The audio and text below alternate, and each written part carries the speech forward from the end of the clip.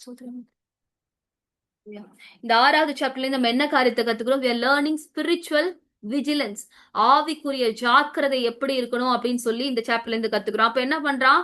ஆள் அனுப்பி வாரும் ஒரு கிராமங்களில் ஒன்றிலே நம்ம கண்டு பேசுவோம். என்ன பேச போறான்னு தெரியல. அலங்கத்தை கட்டுறதுக்கு நிறைய பேசி பார்த்தான்.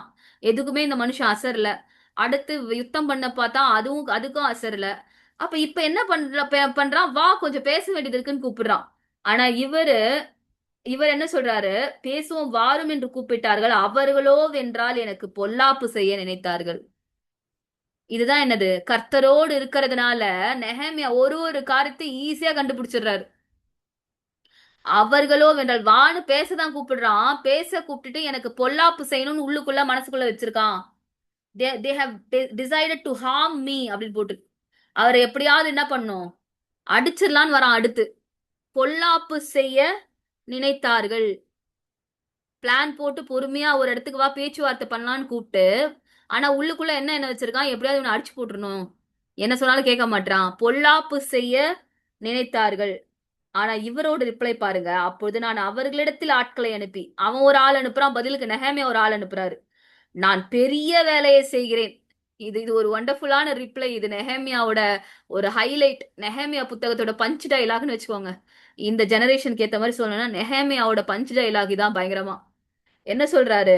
நான் பெரிய வேலையை செய்கிறேன், நான் வரக்கூடாது, நான் வரமாட்டேன், நான் பெரிய வேலையை செஞ்சுட்டு இருக்கேன், உன்ன மாதிரி வேலை வெட்டி இல்லாம இல்ல, நான் பெரிய வேலையை செய்து கொண்டிருக்கிறேன், ஒரு பெரிய அலங்கத்தை நான் கட்டி எழுப்பிட்டு இருக்கேன், ஐ எம் பில்டிங் அ வால், அதனுடைய பினிஷிங் ஸ்டேஜ்ல இருக்கிறேன், நான் பெரிய வேலையை செய்து கொண்டிருக்கிறேன், நான் வரக்கூடாது அப்படின்னு சொல்லிட்டு சொல்றாரு.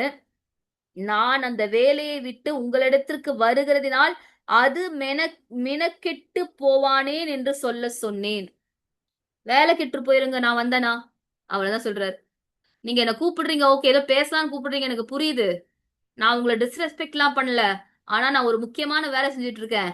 அந்த வேலைக்கு நடுவுல நான் இதுக்கு வந்தேன்னா அந்த வேலை மெனக்கெட்டு போயிடுங்க. அதனால நான் வரல அப்படின்னு இவரு பதிலுக்கு ஒரு ஆள் அனுப்பி விட்டுட்டார். நீ ஏதோ ஒரு கர்த்தருடைய வேலை செஞ்சுட்டு இருக்க. அந்த நேரத்துல உன் ஃப்ரெண்டு வந்து வா இதுக்கு போலாம் அதுக்கு போலான்னு கூப்பிட்டா நம்ம என்ன பண்ணுவோம்? எதை பண்ணலாம் எதை பண்ண வேணாம் அப்படின்னு சொல்லி ஒரு குழப்பத்துக்குள்ள போவோம். இவர் ஸ்ட்ரெயிட்டா ரிப்ளை பண்றாரு. நான் பெரிய வேலையை செய்து கொண்டிருக்கிறேன். நம்மளாம் யாரு? நம்மளாம் யாரு தெரியுமா? பெரிய வேலையை செய்யும்படியா அழைக்கப்பட்டவர்கள். உன்னை பார்த்து நீயே சொல்லிக்கோ. நீ யாருன்னா பெரிய வேலையை செய்யும்படியா அழைக்கப்பட்டவர்கள் நம்ம. என்ன பெரிய வேலை? அவருடைய ராஜ்யத்தினுடைய வேலை. The work of his kingdom. அவருடைய ராஜ்யத்தின் வேலையை செய்யும்படியாய் பெரிய வேலையை செய்யும்படியா அழைக்கப்பட்டவர்கள் நம்ம. உலகத்துல இருக்க வாலிப பிள்ளைக்கு 1000 வேலை இருக்கும். சினிமா பாக்குற வேலை இருக்கும், டிவி பாக்குற வேலை இருக்கும், மொபைல பாக்குற வேலை இருக்கும், ஃப்ரெண்ட்ஸோட ஊர் சுத்துற வேலை இருக்கும். நிறைய அவனை பொறுத்த வரைக்கும் அதான் முக்கியமான வேலை. அதுக்கு வான்னு உன்னையும் சேர்த்து கூப்பிட்டுதான் செய்வாங்க. ஆனால் நீ யாரு? பெரிய வேலையை செய்யும்படியா அழைக்கப்பட்டவர்கள். அப்போ உன்னோட பதில் எப்படி இருக்கணும்? நெஹேமியாவை போல கருத்தா இருக்கணும். பொலைட்டான ரிப்ளை. சண்டைலாம் போடல, திமிராலாம் பேசல, பொலைட்டா ஒரு ரிப்ளை சொல்றாரு. நான் பெரிய வேலை செய்யும்படியா அழைக்கப்பட்டிருக்கிறேன், பெரிய வேலை செஞ்சுட்டு இருக்கேன், நான் வந்தேன்னா வேலை கெட்டு போயிருங்க அப்படின்ட்டாரு. So this should be our reply. ஒரு வாலிப பிள்ளையா இருக்கிற ஒன்ன யாராவது வந்து உலகத்தின் காரியத்துக்கு அந்த நாள்ல இது இருக்கு அது இருக்கு முக்கியமா இருக்கு வா அப்படின்னு சொல்லி கூப்பிட்டாங்கன்னா, சண்டேல தான் இருக்கு வா, சண்டே சாயங்காலத்துல நீ சண்டே ஸ்கூல் எடுக்கிற ஒரு டீச்சரா இருக்கிற, இந்த ஒரு வாரம் விட்டுட்டு வா அப்படின்னு சொல்லுவாங்கன்னா, ஒரு வாரம் தானே அப்படின்னு இல்ல. நான் பெரிய வேலையை செய்து கொண்டிருக்கிறேன், நான் வருகிறதுனால அது மினைக்கெட்டு போவானேன். ஹalleluya. ஏதோ ஒரு சோஷியல் காசுன்னு சொல்லி கூப்பிடுவாங்க. சரி நீ ஓகே, நீ நீ சர்ச்சுக்கு தான் போறேன்னு எனக்கு தெரியும். ஆனா இது கூட நல்ல வேலை தெரியுமா? இது கூட ஒரு சோஷியல் காஸ்ட் தான். அதுக்காக ஒரு ரேலிக்கு போறோம் வா, அல்ல அதுக்காக ஒரு பணம் கலெக்ட் பண்றோம் வா, இது கூட நல்ல ஒரு வேலை தான் வா. சரி நல்ல வேலை தான். ஆனா அந்த வேலையை கர்த்தர் ஒண்ணு செய்ய சொல்லிருக்காரா? ஊழியங்கள் எல்லா ஊழியம் அப்படின்னு கூப்பிட்டாலே உடனே ஓடி போயிடணும் கிடையாது. அந்த ஊழியத்தை கர்த்தர் ஒண்ணு செய்ய சொன்னாரான்னு பாக்கணும். ஏதோ ஒரு இட்ஸ் ஃபார் குட் காஸ் அப்படின்னு சொன்னா குட் காஸ் நல்லது தானே அப்படின்னு ஓடிடக்கூடாது. அதை கர்த்தர் செய்ய சொல்லி ஒண்ணு சொன்னாரான்னு பாக்கணும். அப்புறம் அங்க போயிட்டு ஏதாவது பிரச்சனை வரப்ப நீ ஆண்டு கிட்ட கேக்குறப்ப ஆண்டு சொல்லுவாரு நல்ல விஷயம் தான், ஆனா நான் உன்னை போக சொன்னா அப்படின்னு. அந்த சர்ச்ல ஒரு வாலிபர் கூட்டம் நடக்குது, என்னை கூப்பிட்டாங்க நான் போறேன், அப்படின்னு சொல்லி போறேன்னா, அங்க ஏதோ ஒரு காரியம் நடக்கிறப்ப ஆண்டவர்கிட்ட சொல்றேன். ஆண்டவர் சொல்றேன், நான் உன்ன அந்த வாலிப கூட்டத்துக்கு சொன்னேனான்னு கேட்பாரு. So whatever it is, if it is from God, அது கடவுள் கிட்ட இருந்து வந்திருக்கா, அது தேவனிடத்துல இருந்து உனக்காக வந்திருக்குதா, எல்லாமே ஊழியம் தான், எல்லாமே வேலைதான். ஆனா அந்த வேலையை செய்யும்படி கர்த்தர் உன்னை நியமிச்சிருக்கிறாரா? நீ ஆல்ரெடி ஏதோ ஒண்ணு செஞ்சுட்டு இருக்கன்னு வச்சுக்கோ. அதை விட்டுட்டு வந்து வேற எதுக்கோ ஒண்ணு கூப்பிடுறாங்கன்றதுக்காக என்ன பண்ணக்கூடாது? போக கூடாது. நீ செய்யற வேலைதான் நீ செய்யணும். இந்த சர்ச்சு, அந்த சர்ச்சு, அந்த இடம், இந்த இடம்னு எல்லா இடத்துலயும் என்ன பண்ணிட்டு இருக்க கூடாது. போய் போய் எல்லா இடத்துலயும் உட்காந்துட்டு இருக்க கூடாது. உன்னை கர்த்தர் எங்க வச்சிருக்கிறாரோ, எங்க நாட்டி இருக்கிறாரோ, எங்க வளரும்படியாய் உனக்கு நீர் பாய்ச்சணும்னு சொல்லி கர்த்தர் வைத்திருக்கிறாரோ, அந்த இடத்துல தான் நீ இருக்கணும். ஹalleluya. அப்ப என்ன பண்றா? பெரிய வேலையை நான் செய்யறேன், பெரிய வேலையை நான் செஞ்சுட்டு இருக்கேன், அலங்கத்தை கட்டிட்டு இருக்கேன், நீ கூப்பிடுற பேசுறதுக்கு, ஆனா நான் வர முடியாது, என் வேலை கெட்டு போயிடும் அப்படின்றார். அப்புறம் அவர்கள் இந்த பிரகாரமாக 4 தரம் எனக்கு சொல்லி அனுப்பினார்கள். இததான் நான் சொன்ன விடாமுயற்சின்னு. விடாமுயற்சி பாருங்க. 4 முறைங்க. கதவை போட்டு நவ் ஆர் நெவர் அப்படின்ற மாதிரி அவனுக்கு ஒரு நேரம், அவனுக்கு ஒரு பொசிஷன். ஒன்னு கதவை போடுறதுக்குள்ள நான் எப்படியாவது நிறுத்திடணும், இல்லாட்டி இவன் வந்து முடிச்சிருவான், இட்ஸ் கம்ப்ளீட்டட் அப்படின்னு ஆயிரும், ப்ராஜெக்ட் முடிஞ்சிருச்சு அப்படின்னு ஆயிரும். சோ அதனால it is like now or never for Satan. எனிமிக்கு எப்படிப்பட்ட விஷயம்? இப்போ ஒன்னு பண்ணா இப்ப இல்ல எப்பவுமே இல்ல, அப்படி ஒரு சூழ்நிலை. அப்ப என்ன பண்றான்? எப்படியாவது நான் இதை தடுத்தாகணுமே சொல்லிட்டு 4 முறை அனுப்புகிறான். 4 முறை திரும்பி திரும்பி லெட்டர் போகுது. திரும்பி திரும்பி 4 முறை கொஞ்சம் கூப்பிடுங்க, கொஞ்சம் கூப்பிடுங்க. அவர்கள் இந்த பிரகாரம் 4 தரம் எனக்கு சொல்லி அனுப்பினார்கள். நானும் இந்த பிரகாரமாகவே அவர்களுக்கு மறுமொழி அனுப்பினேன். இந்த நெகமியா இருக்காரு, எதுக்குமே அசராத ஒரு மனுஷனா இருக்காரு. 4 முறை நீ வந்தீங்கன்னா 4 முறை நான் அதே ரிப்ளை சொல்வேன். நம்மளா இருந்தா என்ன பண்ணிருப்போம்? ஒரு 3வது வாட்டி கொஞ்சம் லைட்டா அப்படியே ஜர்க் ஆகிருப்போம், கொஞ்சம் லைட்டா அப்படியே அசைஞ்சிருப்போம். இன்னும் 3 வாட்டி கூப்பிடுறாளே என் ஃப்ரெண்டு, 3 வாட்டி கூப்பிடுறானே என் ஃப்ரெண்டு, அது கூட ஒரு நல்ல விஷயம் மாதிரி தானே தெரியுது. 1 வாரம் தானே, 2 வாரம் தானே, நான் என்ன பண்றேன், கொஞ்சம் அதுக்கு போயிட்டு வந்துடுறேன், அதுக்கு போனா நல்லா தானே இருக்கும், நல்ல it's it's for a good cos, நல்ல விஷயம் தானே கூப்பிடுறாங்க, போயிட்டு வந்துடுறேன் அப்படின்னு சொல்லி நம்ம மைண்ட்லாம் அப்படியே லைட்டா கொஞ்சம் என்ன ஆகும், கொஞ்சம் கரைய ஆரம்பிக்கும். இவர் வந்து ஒரு ஒரு கற்ற அலங்கத்தை விட இவர் ஸ்ட்ராங்கா இருக்காரு. நெஹேமியா எப்படி கற்ற அலங்கத்தை விட இந்த மனுஷன் ஸ்ட்ராங்கா இருக்காரு. ஸ்ட்ராங்கோ ஸ்ட்ராங். நீ 4 வாட்டி வந்து என்கிட்ட அனுப்பிச்சீங்கன்னா நான் 4 வாட்டி உனக்கு ரிப்ளை பண்ணுவேன், வரமாட்டேன் அப்படின்னு அப்படின்னு சொல்லி 4 முறையும் இந்த பிரகாரமாகவே மறுமொழி அனுப்பினேன் அப்படின்றார். 5ஆம் தரமும் சன்பல்லாத்தும் அந்த பிரகாரமாகவே தன் வேலைக்காரனையும் அவன் கையில் முத்திரை போடாத ஒரு கடிதத்தையும் எனக்கு அனுப்பினான். இது வரைக்கும் 4 வாட்டியும் வந்து வாயில தான் சொல்லி அனுப்பியிருக்காங்க.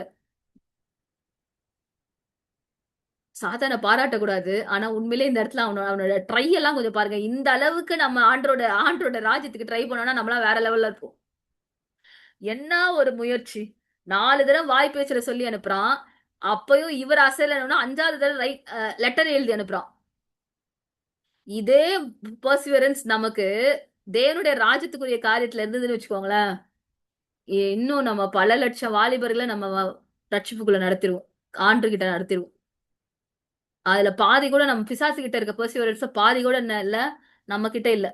நெஹேமியா கிட்ட இந்த வாட்டி 5வது முறை என்ன பண்றாங்க, லெட்டர், அவன் கையில் முத்திரை போடாத ஒரு கடிதத்தையும் எனக்கு அனுப்பினான். 5வது முறை டிஃப்ரெண்டா வராங்க, டிஃப்ரெண்டா ஃபர்ஸ்ட்ல இருந்தே ட்ரை பண்ணிட்டே இருக்கான். 6வது இப்போ அதிலே நீரும் யூதரும் கலகம் பண்ண நினைக்கிறீர்கள் என்றும் அதற்காக நீர் அலங்கத்தை கட்டுகிறீர் என்றும் இவ்விதமாக நீர் அவர்களுக்கு ராஜாவாக போகிறீர் என்றும். இப்ப அடுத்து என்னது? சரி, இஷ்டத்துக்கு ஒரு கதையை ஒண்ணு விடுவோம். காசிப். உன்னை பத்தி என்ன பேசுறாங்க தெரியுமா? நெஹேமியா உன்னை பத்தி என்ன பேசிட்டு இருக்காங்க தெரியுமா எல்லாரும்? நீ ராஜாவாக போறியாம், அதுக்குதான் நீ ஒரு கூட்டத்தை சேர்க்கிறியாம், அதுக்குதான் நீ ஒரு அலங்கத்தை கட்டுறியாம். அலங்கத்தை கட்டுகிறீர் என்றும் இவ்விதமாக நீர் அவர்களுக்கு ராஜாவாக போகிறீர் என்றும் யூதாவிலே ஒரு ராஜா இருக்கிறார் என்று உண்மை குறித்து எருசலேமிலே கூறுகிற தீர்க்கதரிசிகளை சம்பாதித்தீர் என்றும். ப்ராஃபட்ஸ் எல்லாம் வேற நீ ஏற்படுத்தி வச்சிருக்க. அந்த ப்ராஃபட் எல்லாம் வந்து ஆமா ஆமா நெஹேமியா தான் நெக்ஸ்ட் யூதாவோட ராஜா அப்படின்னு சொல்ற மாதிரி ஏற்பாடு பண்ணி வச்சிருக்க. அவ்வளவும் கதை. அவனே ஒரு ஸ்கிரீன் பிளே எழுதி அதை லெட்டரா எழுதி இத இப்படி உன்னை பத்தி பேசிட்டு இருக்காங்க நெஹேமியா, உனக்கு தெரியுமா? அதை பொய் நீ ப்ரூவ் பண்ண நீ என்கிட்ட வந்து பேசணும் அப்படின்றான். இப்படிலாம் உன்னை பத்தி பேசிட்டு இருக்காங்க, இப்படிலாம் உன்னை பத்தி பேசிட்டு இருக்காங்க. அப்ப நீ ஏதோ ஒரு ஊழியம் செஞ்சுட்டு இருப்ப, ஏதோ ஒரு காரியத்தை செஞ்சுட்டு இருப்ப. அப்போ ஒரு ரிப்போர்ட் உன் காதுல வந்து விழும், உன்னை பத்தி என்ன தெரியுமா பேசிட்டு இருக்காங்க, நீ இப்படியா, நீ அப்படியா அப்படின்னு சொல்லி விழுந்தா நம்ம என்ன பண்ணிடுவோம் உடனே? நம்மளுடைய ஆவிலாம் அப்படியே அடங்கிரும். அபிஷேகம்லாம் காணாம போயிரும். அப்படியே என்ன ஆயிரும்? குன்றி போயிடுவோம் நம்ம.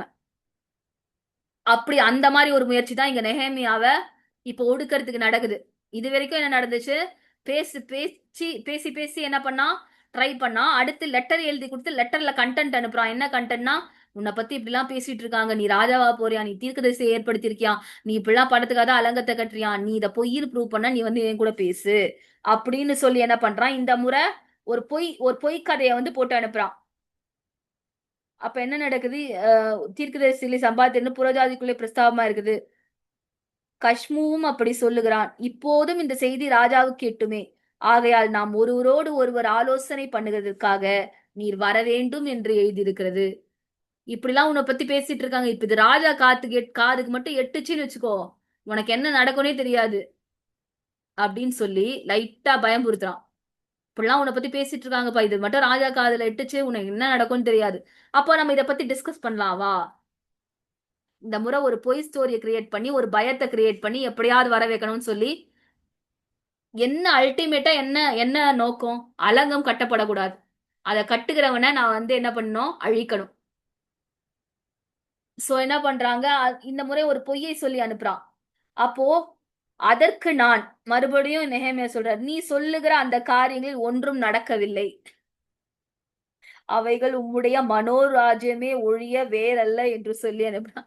அல்டிமேட்டா ஒரு ரிப்ளை தராரு இவரு. இதெல்லாம் உன் சொந்த கற்பனைன்றாரு. நீ உட்காந்து என்ன பண்ணிருக்க? ஸ்கிரீன் பிளே எழுதி எனக்கு அனுப்பிச்சிருக்க. அந்த மாதிரிலாம் ஒண்ணும் இல்ல. அவன் ரொம்ப மெனக்கெட்டு கஷ்டப்பட்டு ஐடியா பண்ணி அனுப்புறான். இவர் ஒரே ரிப்ளைல என்ன பண்ணிடுறாரு? அத வந்து அழிச்சு போட்டுறாரு.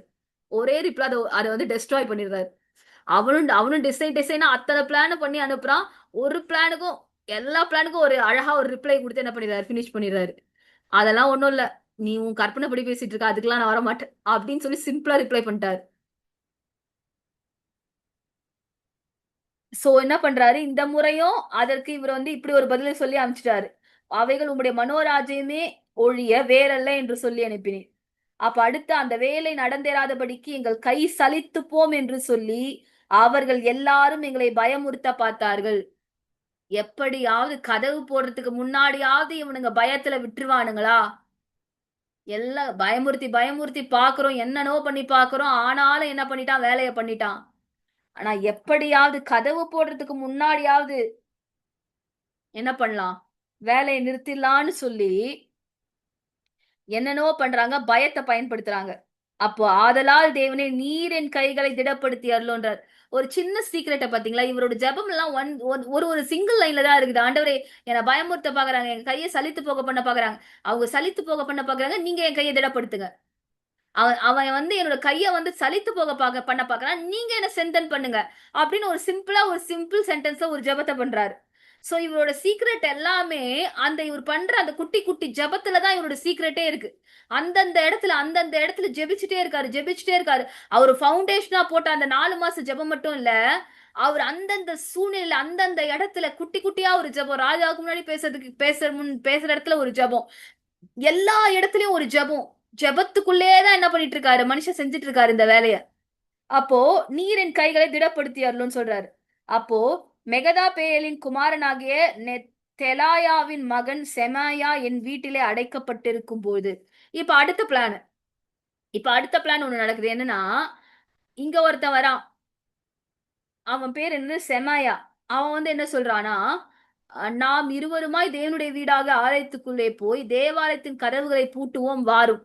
அவன் வந்து நெஹேமியாவை கூப்பிடுறான், வா நம்ம போய் டெம்பிள் ஆஃப் காட் குள்ள ஒளிஞ்சிக்கலாம் அப்படின்றான்.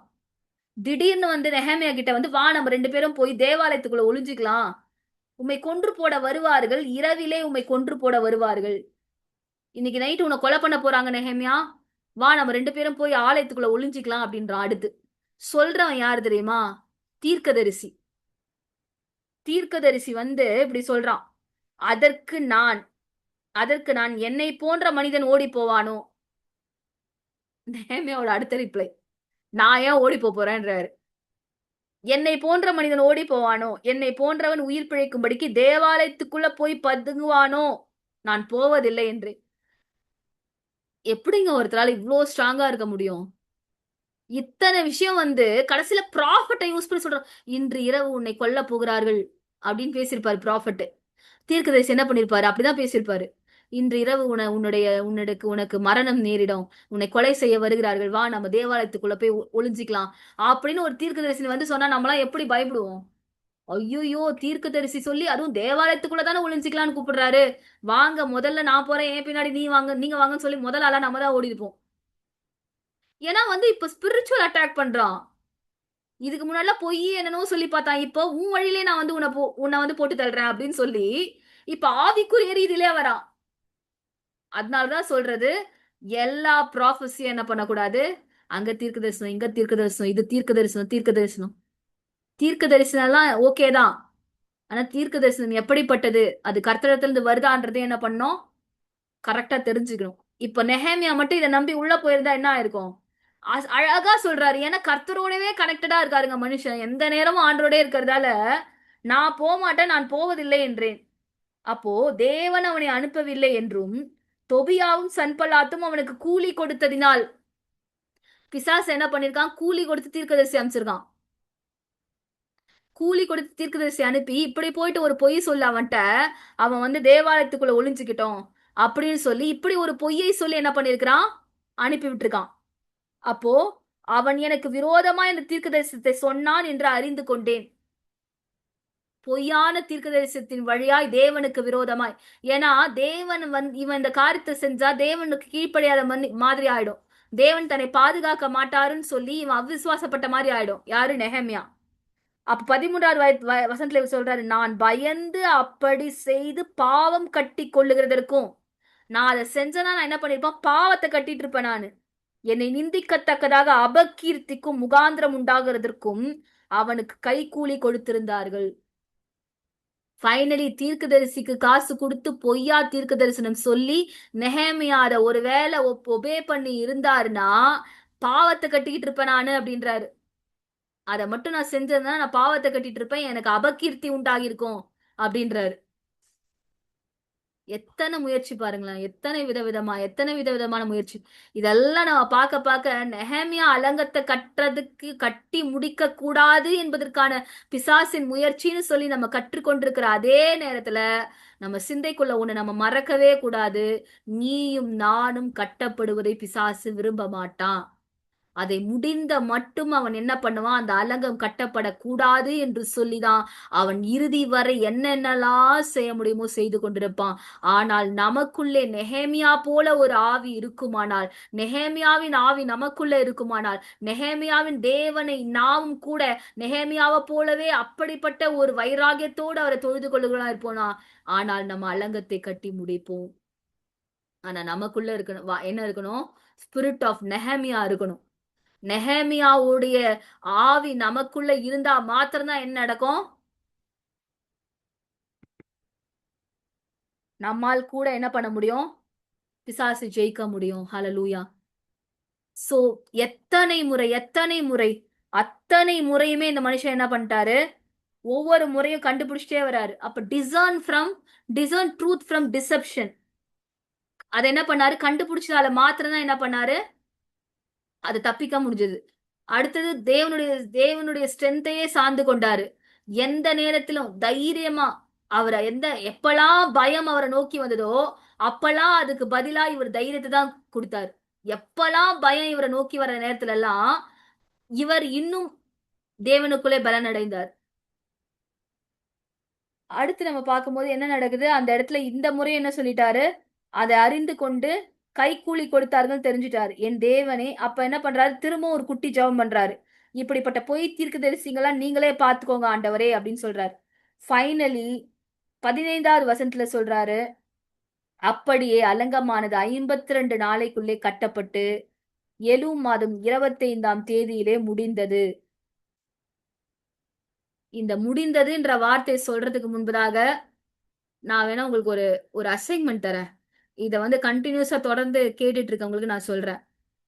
எத்தனை முறை அந்த அந்த அலங்கத்தை கற்ற முயற்சிய பிசாசு வந்து ஸ்டாப் பண்ணா அப்படின்னு சொல்லி ஃப்ரம் ஃப்ரம் 1 to 6 சாப்டர், இல்ல 5th சாப்டர் நம்ம ஜம்ப் பண்ணிட்டோம். ஸோ 1, 2, 3, 4 and 6 இந்த 5 சாப்டர்ல எத்தனை முறை அவன் வந்து அந்த அலங்கத்தை கட்டுறத ஸ்டாப் பண்ண முயற்சி பண்ணா அப்படின்றத மாத்திரம் நீங்க படிச்சு நீங்க தியானம் பண்ணி அந்த அந்த நம்பர்ஸை மட்டும் எடுத்துட்டு வந்து எனக்கு சொல்லுங்க பாப்போம். ரியலி இட் இஸ் லைக், என்ன சொல்றது, பிசாசு கிட்ட இருந்தா பர்சிவரன்ஸை கத்துக்கணும்னு இன்னைக்கு இன்னைக்கு அப்படிதான் தோணுது எனக்கு. என்ன ஒரு முயற்சி பாருங்க, எத்தனை விதமான முயற்சி. அவனை பாராட்டுறதுக்கு இல்ல, but but reality is what is trying is, என்ன சொல்றது, நம்ம கண்டிப்பா பண்ண மாட்டோம். இத்தனை முறை நம்ம முயற்சி பண்ணுவோமான்றது நம்ம செய்யவே மாட்டோம். நம்மளாம் 4வது 2வது முறைக்கு 3வது முறைக்கு அவ்வளோ ஒரு ஈஸி டார்கெட்டா நம்ம போயிடுவோம். நெஹேமியா பிளேஸ்ல நீயும் நானும் இருந்ததுன்னா, அலங்கத்தை கட்டுறதுக்கு அவன் எரிச்சல் அடைந்தான்னு சொல்லி 2வது முயற்சி 3வது முயற்சியில ஸ்டாப் ஆச்சு, அந்த இடத்துல நம்ம அலங்கத்தை கட்டுறதை விட்டுருப்போம். ஆனால் இந்த மனிதர் கிட்டத்தட்ட வந்த அத்தனை முயற்சியுமே, ஒரு முயற்சி இல்ல 2 முயற்சி இல்ல, வந்துட்டே இருக்கு வந்துட்டே இருக்கு வந்துட்டே இருக்கு. எதிரான ஆயுதம் உருவாக்கப்பட்டு உருவாக்கப்பட்டு வருது வருது வருது. ஒரு ரிப்ளை வழியாவும் போட்டு தள்ளிட்டே இருக்காரு இவரு. அவ்வளோ வண்டர்ஃபுல்லா இத்தனை காரியத்தை ஜெயித்துட்டு ஃபைனலா என்ன சொல்றாரு, நான் அலங்கத்தை கட்டி முடிச்சாங்க, எலூல் மாதம் 25ஆம் தேதியில அது முடிந்தது அப்படின்னு சொல்லிட்டு, எங்கள் பகைஞர் எல்லாரும் அதை கேட்டபொழுது, எங்கள் சுற்றுப்புறத்தாராகிய புறஜாதியான அனைவரும் கண்டபோது மிகவும் முனையற்று போய் இந்த கிரியை எங்கள் தேவனாய் கைகூடி வந்ததென்று அறிந்தார்கள். ஃபைனலி க்ளோரி யாருக்கு பாத்தீங்களா? ஃபைனலா யாருக்கு அந்த க்ளோரிய கொடுக்குறாரு பாத்தீங்களா? இப்ப இவ்வளோ பண்ணியும் அது கட்டி முடிஞ்சதுக்கு அப்புறம் எதிரிகளும் சரி புறஜாதியாரும் சரி எல்லாரும் பார்த்துட்டு என்ன நினைச்சாங்களாம், இந்த கிரியை எங்கள் தேவனால் கைகூடி வந்ததென்று அறிந்தார்கள். அப்ப ஃபைனலி அவங்களுக்கெல்லாம் ஒரு காரியம் தெரிஞ்சுதான், என்னன்னா கண்டிப்பா இத நெஹேமியா கட்டலங்க, நெஹேமியாவோட தேவன் தான் கட்டியிருக்கிறாரு அப்படின்னு சொல்லி அவங்க எல்லாம் பேசிக்கிட்டாங்களாம். ஏன்னா ஏன் தெரியுமா அப்படி சொல்றாங்க? ஏன்னா அவன் பண்ண முயற்சியோட ஸ்ட்ரென்த் அவனுக்கே தெரியும். நான் இவ்ளோ ட்ரை பண்ணி கூட நெஹேமியாவ வந்து என்னால ஸ்டாப் பண்ண முடியலன்னா, அப்ப கண்டிப்பா அது ஒரு மனுஷனோட வேலை இல்ல, அவருடைய தேவனுடைய வேலை தான் அதுன்னு சொல்லி கடைசியாய் மகிமை யாருக்கு போகுது? தேவனுக்கு போகுது. அப்ப நம்முடைய வாழ்க்கையில கூட நம்முடைய அலங்கத்தை கற்றோம்னா, நம்ம தெரிந்து கொள்ள வேண்டிய ஒரு காரியம், நம்ம கட்ட கட்ட கட்ட கட்ட நம்ம திறப்பை அடைக்க அடைக்க பிசாசு என்ன பண்ண மாட்டான், முயற்சியை விட மாட்டான். He will keep on trying different different strategies. இங்க நெஹேமியாக்கு பண்ண மாதிரி உன் வாழ்க்கைக்கு என்ன ஸ்ட்ராட்டஜியோ அது அவனுக்கு தெரியும். அங்க அந்த காலத்துல வந்து ராஜா இருந்தாங்க, தீர்க்கதரிசிங்க இருந்தாங்க. சோ அதெல்லாம் பயன்படுத்தி எப்படி ட்ரை பண்ணாங்களோ ட்ரை பண்ணாங்க. ஆனா இந்த காலகட்டத்துல நமக்கேத்த மாதிரி, நம்ம ராஜா கிடையாது இல்லையா? நம்ம இந்த காலகட்டத்துல நம்மளுடைய லைஃப்க்கு ஏத்த மாதிரி என்னென்ன ஸ்ட்ராட்டஜி என்னென்ன டெக்னிக் யூஸ் பண்ணி நம்மளோட அலங்கத்தை கட்டுறதை நிறுத்தணும்னு சொல்லி அவனுக்கு நல்லா தெரியும். சோ இந்த மாதிரி முயற்சிகள் வரும்போது கூட நெஹேமியாவை போல நம்ம என்ன பண்ணணும், நம்ம உறுதியாய் நின்றால் நம்முடைய வாழ்க்கையோட அலங்கத்தை நம்மால கட்டி முடிக்க முடியும். அந்த நாட்களில் யூதாவில் உள்ள அதுக்கப்புறம் நம்ம வந்து சில ரிலேஷன்ஷிப் பத்தி கொடுக்கப்பட்டிருக்கு. தொபியாவுக்கு யார் யாரோட ரிலேஷன்ஷிப் இருக்குன்னு சொல்லி. சோ இந்த 6வது சாப்டரோட 15வது வசனத்துல தான் ஃபைனலி நம்ம பார்க்கிறோம், அலங்கம் கட்டி முடிக்கப்பட்டதுன்னு சொல்லி. சோ சின்னதா ஒரு வேலை குடுத்துருக்கேன் உங்களுக்கு. சோ நெக்ஸ்ட் மண்டே தான் நம்ம வந்து திருப்பி நெஹேமியா வந்து நம்ம தியானிப்போம். சோ ஜஸ்ட் இந்த 5 சாப்டர்ஸ படிச்சு நெஹேமியா சொன்ன பதில் எல்லாம் என்ன? எனிமி செஞ்ச முயற்சி எல்லாம் என்ன? அந்த நம்பர்ஸ் மட்டும் எழுதி அவர் கொடுத்த ரிப்ளைஸ மட்டும் எழுதி நீங்க மெடிடேட் பண்ணி பாருங்க. உண்மையிலே it will be very strengthening to your faith. உங்களோட விசுவாசத்தை அது ரொம்ப ரொம்ப திடப்படுத்தும். ஆனா இன்னைக்கு நான் படிச்சப்போ 4 முறை திரும்பி திரும்பி திரும்பி திரும்பி விடவே மாட்டான் பிசாசு. 4 முறை 4 முறை ஆள அனுப்பிட்டே இருக்கான். வாயேன் பேசலாம், வாயேன் பேசலாம், வாயேன் பேசலாம். கிராமத்துக்கு வாயேன் பேசலாம். உன் நல்லதுக்கு தான் பேசுறோம் வா. எப்படிலாம் கூப்பிடுறான் பாருங்க. உன் நல்லதுக்கு தான் பேசுறோம். கடைசி 5வது முயற்சி எப்படி? எப்படியாவது வா பேசலாம். ஏன்னா இது வந்து ராஜாவுக்கு தெரிஞ்சா உன்னதான் ஏதாவது சொல்லுவாங்க. உன்னை பத்தி தான் எல்லாம் தப்பா பேசிக்கிட்டு இருக்காங்க. உனக்கு தெரியுமா? எப்படி பாருங்க, உன் சார்புல நம்மளுடைய சார்புல நமக்கு நன்மை தேடுற மாதிரியே பேசுறான் பிசாசு. ஆனா நெஹேமியாவுக்குள்ள டிசர்ன்மென்ட் இருந்ததினாலே, ஜெபம் இருந்ததினாலே, கர்த்தரோடு கூட நீங்காத ஒரு தொடர்பு இருந்ததினாலே, என்ன நடந்தாலும் அவருடைய அந்த ஆவியை கொண்டு பதில் சொன்னதுனால, கடைசி வரைக்கும் அந்த ட்ராப்ல அவன் மாட்டவே இல்ல. கடைசி வரைக்கும் நெஹேமியா அந்த ட்ராப்குள்ள மாட்டவே இல்ல. வா வா பேசலாம், வா பேசலாம், ஆலோசனை பண்ணலாம். நாங்க உனக்கு இருக்கிறோம். வா தேவாலயத்துக்குள்ள ஒளிஞ்சிக்கோன்னு சொல்லி எத்தனை முறை பலவிதமான ட்ராப்ஸ பிசாசு வந்து வேற வேற டிசைன்ல அந்த ட்ராப்ப கொண்டு வந்தாலும், இவருக்குள்ள இருந்த ஆவியானவர் அந்த அந்த டிசர்ன்மென்ட்ட இவருக்கு கொடுத்ததுனால, இவர் என்ன பண்ணாரு? கடைசி வரைக்கும் அவர் விழாதபடிக்கு அலங்கத்தை கட்டி முடிக்கிற வரைக்கும் அவர் நிலை நின்றார். ஹalleluya. இன்றைக்கு கூட உங்களுக்கு புரிந்திருக்கும்னு நினைக்கிறேன். நம்முடைய வாழ்க்கையிலே கூட நம்முடைய ஆவிக்குரிய அலங்கமா இருந்தாலும், நம்முடைய வாழ்க்கையின் அலங்கங்களா இருந்தாலும், நம்ம கட்டி எழுப்புகிற வேளையிலே பிசாசு அத பார்த்துட்டு அமைதியா இருக்க மாட்டான். நம்முடைய வாழ்க்கையில ஒரு ரெஸ்டரேஷன் நடக்குதுன்னா, ஒரு ரிவைவ் நடக்குதுன்னா, ஏதோ ஒரு நல்ல காரியம் நடக்குதுன்னா, பிசாசு அத பார்த்துட்டு அமைதியா இல்லாம அவன் என்ன பண்ணுவான்? எப்படியாவது எதையாகிலும் கொண்டாவது நம்ம கட்டி கொண்டிருக்கிற காரியத்த நிறுத்தணும்னு சொல்லி டு த அட்மோஸ்ட் லெவல் என்ன லெவல்ல முயற்சி பண்ண முடியுமோ எல்லாத்தையும் பண்ணுவான். ஆனால் நான் தான் நான் தான் ஜெபிக்கிறேனே, நான் தான் வந்து வேதம் வாசிக்கிறேனே அப்படின்னு சொல்லி விட்றாம, கர்த்தரோடு கூட நீங்காத அந்த தொடர்புல இருக்கும் பொழுது, அந்த டிசர்ன்மென்ட்ட நம்ம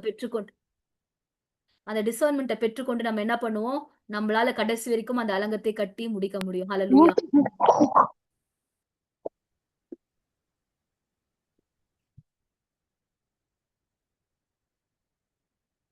ஸ்தோத்திரம் தகப்பனே, ஸ்தோத்திரிக்கிறோம் ராஜா. நல்ல தகப்பனே, உம்மை துதிக்கிறோம்.